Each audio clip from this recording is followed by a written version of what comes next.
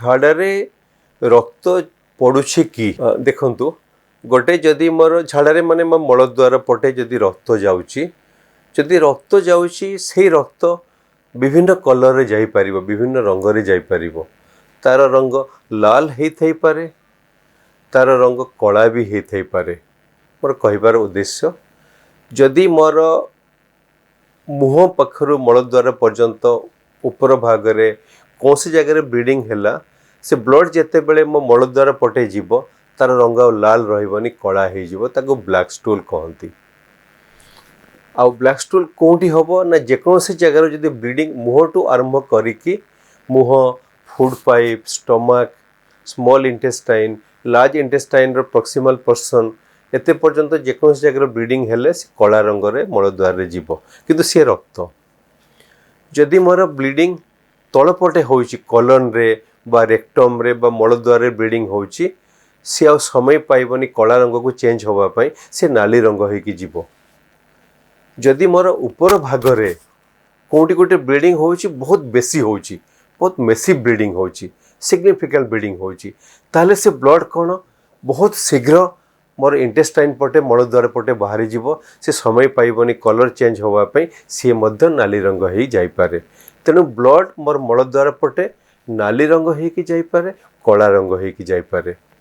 ଯଦି ମୋର ନାଲି ରଙ୍ଗର ବ୍ଲିଡ଼ିଂ ହେଉଛି, ବ୍ଲଡ଼ ଯାଉଛି, ସେଇ ବ୍ଲଡ଼ ଝାଡ଼ା ସାଙ୍ଗରେ ମିଶିକି ଯାଇପାରେ, ଝାଡ଼ା ହେବା ପୂର୍ବରୁ ଯାଇପାରେ, ଝାଡ଼ା ହେବା ପରେ ଯାଇପାରେ। ଏଇସବୁ ଲକ୍ଷଣ ଇମ୍ପୋର୍ଟାଣ୍ଟ କାହିଁକି ନା, ଏଥିରୁ ଆମେ ଜାଣିପାରିବୁ ଆରେ କେଉଁଠି ପ୍ରୋବ୍ଲେମ୍ ଅଛି। ଯେତେବେଳେ ମୋର ମଳଦ୍ୱାରରେ ରକ୍ତ ଯାଏ, ମୁଁ ଟିକେ ଚିନ୍ତିତ ହେଇଯାଏ, ଆରେ କ'ଣ ଅସୁବିଧା ହେଲା କି? ଚିନ୍ତିତ ତ ମୋଟେ ହେବାନି, କାରଣ ସବୁ ଜିନିଷର ସମାଧାନ କରାଯାଇପାରିବ। ଆଉ ଗୋଟେ ଜିନିଷ କହିବି, ଯେତେବେଳେ ମୋର ରକ୍ତ ଯାଏ, ବହୁତ ସମୟରେ କିଛି ଲୋକ ଭାବନ୍ତି ଆରେ ରକ୍ତ ମୋର ମଳଦ୍ୱାରରେ ଯାଉଛି, ମୋର ପାଇଲ୍ସ ହେଇଯାଇଛି। ଆଜ୍ଞା, ସମସ୍ତ ମଳଦ୍ୱାରରେ ରକ୍ତ ଯିବା ପାଇଲ୍ସ ନୁହଁ। ଯଦି ମୋର ରକ୍ତ ଯିବା ପରସିଷ୍ଟ କରୁଛି, ମୋତେ ଜାଣିବା ପାଇଁ ପଡ଼ିବ। ମୁଁ କେତେଗୁଡ଼ା ଉଦାହରଣ ଦେବି। ଆପଣଙ୍କର ପାଇଲ୍ସ ବା ହେମୋରଏଡ଼୍ସ ଆମେ ଇଂରାଜୀରେ କହୁ, ପାଇଲ୍ସ କମନଲି ୟୁଜ୍ କରୁ, ସେଥିରେ ରକ୍ତ ଯାଇପାରିବ। ଏନାଲ୍ ଫିସର୍ ରକ୍ତ ଯାଇପାରିବ। ମୋର ଯଦି ରେକ୍ଟମ୍ ବା କଲନ୍ରେ କେଉଁଠି ଘା ହେଲା, ସେଥିରେ ରକ୍ତ ଯାଇପାରିବ। ମୋର ଯଦି ଗୋଟେ ରୋଗ ଅଛି, ତାକୁ ଅଲସରେଟିଭ୍ କୋଲାଇଟିସ୍ କହନ୍ତି, ଗୁଡ଼ାଏ ଅଲସର ହେଇଯିବ ରେକ୍ଟମ୍ରେ ଆଉ ଉପରେ, ସେଥିରେ ରକ୍ତ ଯାଇପାରିବ।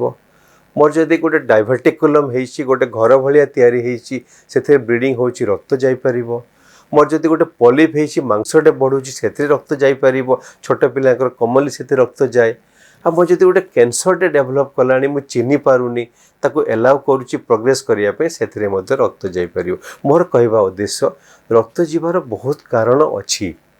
ତେଣୁ ଯଦି ମୋର ମଳଦ୍ୱାରରେ ରକ୍ତ ଯିବା ପରସିଷ୍ଟ କରୁଛି, ଡକ୍ଟରଙ୍କ ପରାମର୍ଶ କରିବି, ଟେଷ୍ଟ କରିବି, କଲୋନୋସ୍କୋପିଟେ କରିଦେବି, ମୁଁ ଜାଣିପାରିବି ଆଜ୍ଞା ସମାଧାନ କରାଯାଇପାରିବ।